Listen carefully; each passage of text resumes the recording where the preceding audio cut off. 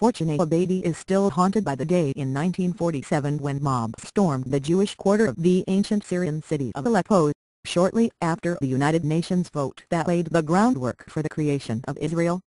Aleppo, the city where Jews and Muslims had lived together for centuries, exploded with anti-Jewish violence. Mrs. Abaidi, now 88, remembers watching attackers burn prayer books, prayer shawls and other holy objects from the synagogue across the street. She heard the screams of neighbors as their homes were invaded. "We thought we were going to be killed," she says. Thank you for trying verbose. This recording will go away once the product has been purchased. The family fled to nearby Lebanon. Mrs. Abaidi left behind all she had: clothes, furniture, photographs and even a small bottle of French perfume that she still misses. Soir de Paris, evening in Paris. The Abaidi family's story is moving from the recesses of history to a newly prominent place in the debate over the future of the Middle East. Arab leaders have insisted for decades that Palestinian refugees who fled their homes following Israel's creation should be allowed to return to their former homes. Now Israeli officials are turning the tables, saying the hardships. Thank you for trying verbose. This recording will go away once the product has been purchased. Faced by several 100,000 exiled Arab Jews, many forced from their homes, deserve as much attention as the plight of displaced Palestinians. "We are 64 years late," says Danny Ayalon, Israel's deputy foreign minister. "The refugee problem does not lie only on one side." Mr. Ayalon, whose father is an Algerian Jew, led the UN conference last month sponsored by Israel and Justice for Jews from Arab countries. Before the establishment of Israel in 1948, an estimated 850,000 Jews lived in the Arab world. In countries across the Middle East, there were flourishing Jewish communities. Thank you for trying verbose. This recording will go away once the product has been purchased. With their own synagogues, schools and communal institutions. Life changed dramatically by 1948 as Arab governments declared war on the newly created Jewish state and on the Jews within their own borders. At the UN, an Egyptian delegate warned that the plan to partition Palestine into two states, one for Jews and one for Palestinians, might endanger the million Jews living in the Muslim countries. Jews began fleeing to Israel, of course, but also to France, England, Canada, Brazil, Australia, New Zealand and the US. Yemen was home to more than 55,000 Jews. In Aden, scores. Thank you for trying verbose. This recording will go away once the product has been purchased. Were killed in a vicious pogrom in 1947. An airlift dubbed Operation Magic Carpet relocated most Yemeni Jews to Israel. In Libya, once home to 38,000 Jews, the community was subjected to many brutal attacks over the years. In June 1967, there were anti-Jewish rampages. 2 Jewish families were murdered, 1 family clubbed to death and schools and synagogues were destroyed, says Vivian Rumani, director of the documentary The Last Jews of Libya.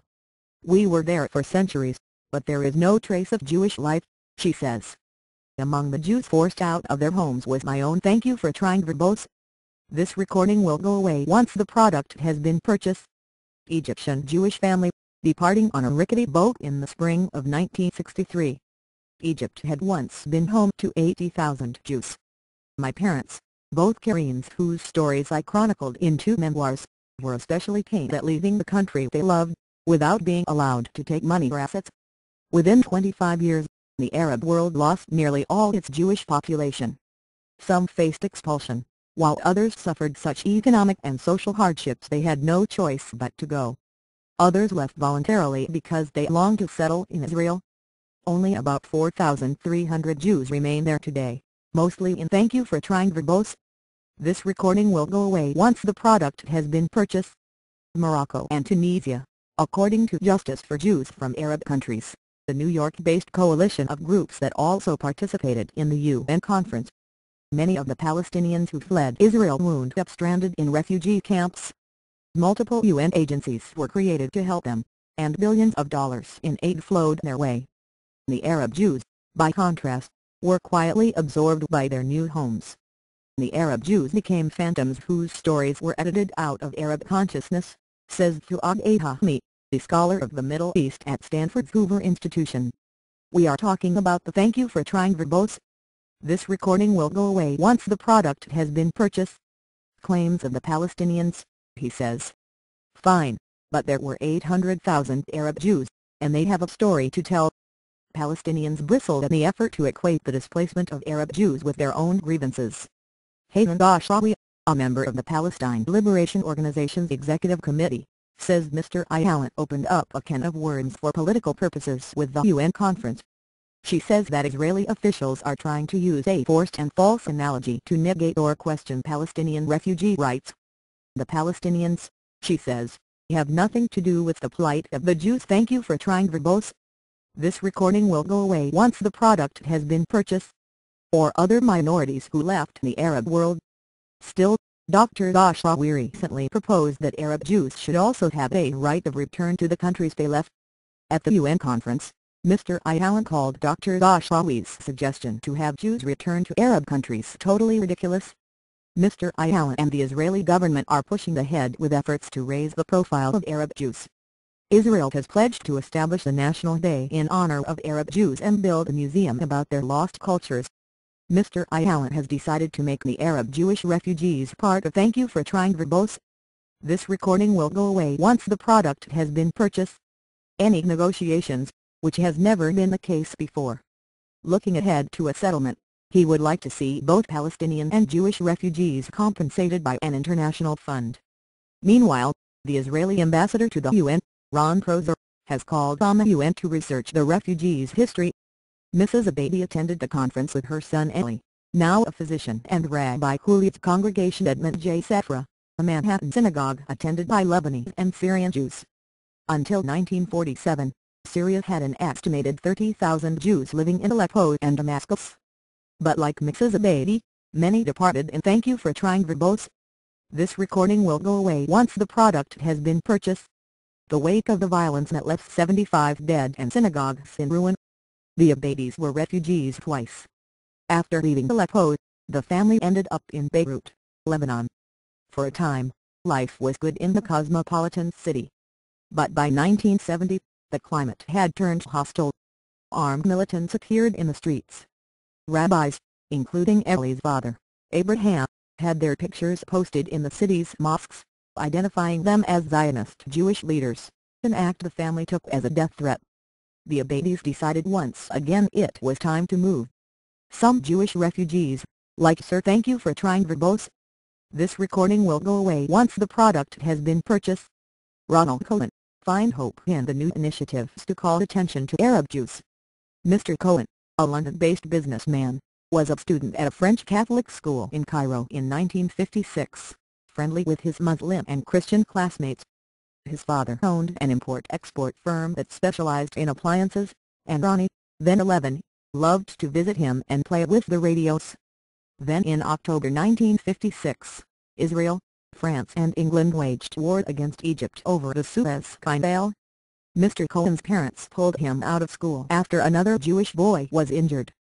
His mother, a British citizen, was Thank You for Trying, verbose.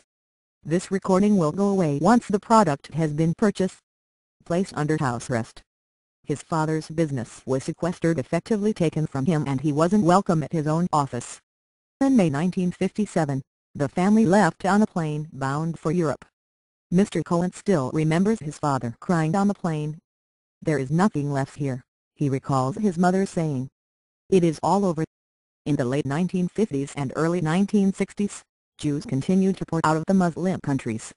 When Desire Sackle and his family left Egypt as stateless refugees in 1962, he says, there were very few Jews left.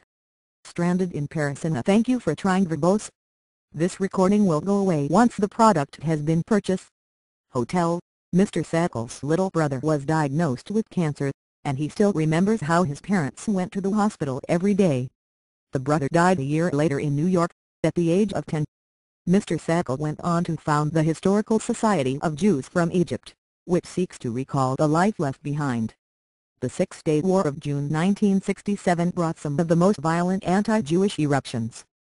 As Arab countries faced defeat by Israel, they turned their rage on their own Jewish residents, what remained of them. In Egypt, Jewish men over 18 were Thank You for Trying, verbose. This recording will go away once the product has been purchased. Rounded up and sent to prison. Some were kept for a few days. Others, like Philadelphia Rabbi Albert Gabbay, a Cairo native, remain imprisoned for 3 years. Rabbi Gabbay was only 18 when he was thrown in jail, along with 3 older brothers. He still remembers the cries of his fellow prisoners, Muslim Brotherhood members who were being tortured echoing through the jail. He and his brothers feared that they were going to be killed. After 3 years of despair, he says, they were driven to the airport and escorted to an Air France AF.FR plus 0.76% flight. Mr. Cohen, thank you for trying verbose. This recording will go away once the product has been purchased. Who left Egypt in 1957 grew up to become a pioneer in European venture capital and private equity. In recent years, he has worked to develop the Palestinian private sector. He believes that the focus on Jewish Arab refugees could spur the Arabs and Israelis toward peace. There are refugees on both sides, so that evens the scales, and I think that it will be helpful to the process, he says.